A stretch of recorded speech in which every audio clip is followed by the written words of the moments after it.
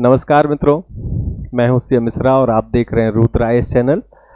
और हमारा आज का सेशन है प्रमुख स्तूपों के ऊपर। स्तूप की बात करें तो वो स्तूप धमेक स्तूप है। धमेक स्तूप पहला बात ये उठता है कि धमेक स्तूप कहाँ है।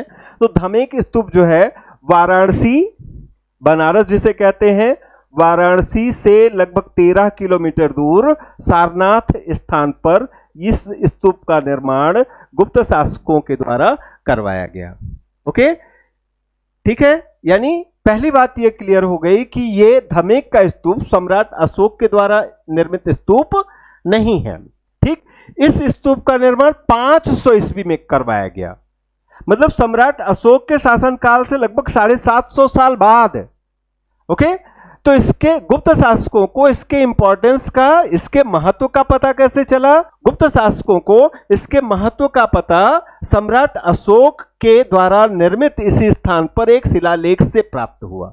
यह स्तूप की सबसे खास बात क्या है कि यह अन्य स्तूपों की तरह यह स्तूप डोम शेप में नहीं। आप जब कोई स्तूप देखेंगे तो हर स्तूप आपको इस तरह से डोम शेप में दिखेगा, लेकिन धमेक का स्तूप सिलेंड्रिकल है, यानी वेलनाकार स्तूप है। और एक और खास बात है, चूंकि यह सारनाथ में बना हुआ स्तूप है, चूंकि यह स्तूप सारनाथ में बना हुआ है, तो सारनाथ मतलब उत्तर प्रदेश हो गया, उत्तर प्रदेश मतलब मैदानी भाग हो गया, मैदानी भाग मतलब पत्थरों का अनुपस्थित होना हो गया। तो पत्थरों से निर्मित नहीं है, यह स्तूप ईंटों से निर्मित किया गया है। यानी इस स्तूप के निर्माण में पत्थरों की बजाय ईंटों का उपयोग किया गया है। सारनाथ का महत्व क्या है? सारनाथ को ऋषि पत्तन भी कहा जाता है। जब महात्मा बुद्ध को गया में सुप्रीम नॉलेज या परम ज्ञान प्राप्त हुआ, तो वहां से महात्मा बुद्ध सबसे पहले सारनाथ पहुंचे। सारनाथ वाराणसी के समीप में है, बनारस के समीप में है, और ऐसा कहा जाता है कि सारनाथ सहित बनारस की जो नगरी है वो भगवान शिव के द्वारा बसाई गई नगरी है, ऐसा कहा जाता है। हमारे साहित्यों में, पुराणों में इस तरह का उल्लेख किया गया है कि बनारस इस धरती पर सबसे पुराना शहर है। ओके, यही नहीं, प्राचीन काल से ही बनारस का आध्यात्मिक साथ ही साथ बौद्धिक शैक्षणिक महत्व हुआ करता था। तो इसमें कोई दो राय नहीं है कि शिक्षा के महान केंद्र के रूप में पूरी दुनिया में विख्यात वाराणसी में ही अपनी पहली शिक्षा देने पहुंचे महात्मा बुद्ध। इसलिए इस जगह का नाम पड़ गया ऋषि पत्तन। ऐसा माना जाता है कि जब महात्मा बुद्ध यहां पर पहुंचे तो आसपास में घना जंगल था, जिसमें बड़ी संख्या में हिरण या मृग इधर उधर घूमा करते थे, झुंड बना बनाकर टहला करते थे। तो हिरणों को चूंकि सारंग कहा जाता है, इसलिए इस जगह का नाम सारंगनाथ के नाम पर सारनाथ पड़ गया। वैसे प्राचीन संस्कृत साहित्यों में इस जगह का नाम मृगदाव भी मिलता है। मृगदाव का मतलब हो गया जहां पर मृग दौड़ते हों, तो इसे सारनाथ को मृगदाव वन के रूप में भी जाना जाता है। तो ऋषि पत्तन इसका एक नाम हो गया, सारंगनाथ इसका दूसरा नाम हो गया, आधुनिक सारनाथ इसका तीसरा नाम हो गया, और मृगदाव इसका चौथा नाम हो गया। सारनाथ ही वो जगह है जहां महात्मा बुद्ध ने अपने त्रिरत्नों, जिसके एक रत्न वो खुद थे बुद्ध, दूसरा उनके द्वारा बताया गया आचरण का मार्ग, उनके द्वारा दी गई शिक्षाएं जिसको हम कहते हैं धम्म, और तीसरा संघ है। ओके, यानी बौद्ध धर्म के सिद्धांतों का प्रचार प्रसार करने के लिए उन्होंने एक संघ बनाया। वो संघ पहली बार महात्मा बुद्ध के द्वारा सारनाथ में ही निर्मित किया गया।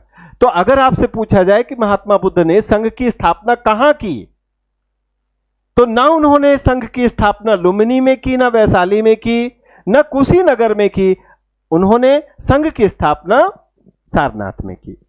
इसके बाद अमरावती स्तूप या अमरावती स्कूल कहते हैं।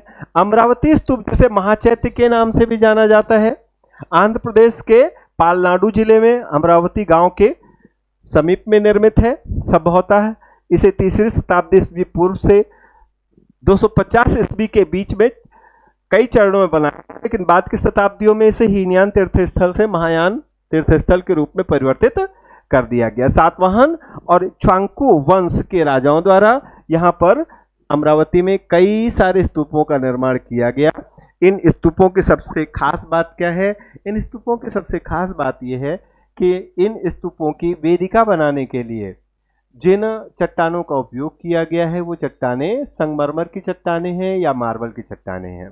इसके बाद नागार्जुन कोंडा, अमरावती के बाद दूसरा सबसे महत्वपूर्ण स्थल नागार्जुन कोंडा है, जो आंध्र प्रदेश के पालनाडु जिले में ही स्थित है। नागार्जुन कोंडा, नागार्जुन कोंडा जो है पहले नागार्जुन कोंडा स्तूप के लिए जाना जाता था।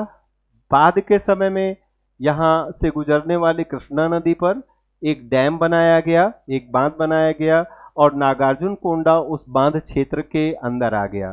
तो फिर नागार्जुन कोंडा का ये स्तूप स्थानांतरित किया गया एक पहाड़ी की चोटी पर। तो आज जो है, आज ये नागार्जुन सागर के बीच में एक टापू पर स्थित है और प्राचीन काल में एक बहुत बड़ा विहार या विश्वविद्यालय रहा होगा, जो अब नागार्जुन सागर के बांध के बैक वाटर में डूब गया है। कई अवशेषों को बैक वाटर के एक द्वीप पर स्थानांतरित कर दिया गया है, लेकिन अधिकांश मूर्तियां अब भारत और विदेशों के विभिन्न संग्रहालयों में संग्रहित हैं।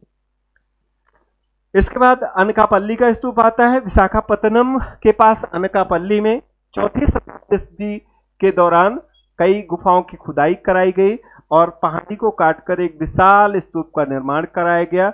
यह एक अनोखी जगह है क्योंकि यहाँ देश के सबसे बड़े रॉक कट स्तूप मिलते हैं। तो अगर आपसे ये पूछा जाए कि भारत का या पूरी दुनिया का सबसे बड़ा रॉक कट स्तूप आपको कहाँ मिलता है, तो आप बताना विशाखापत्तनम के अनकापल्ली में।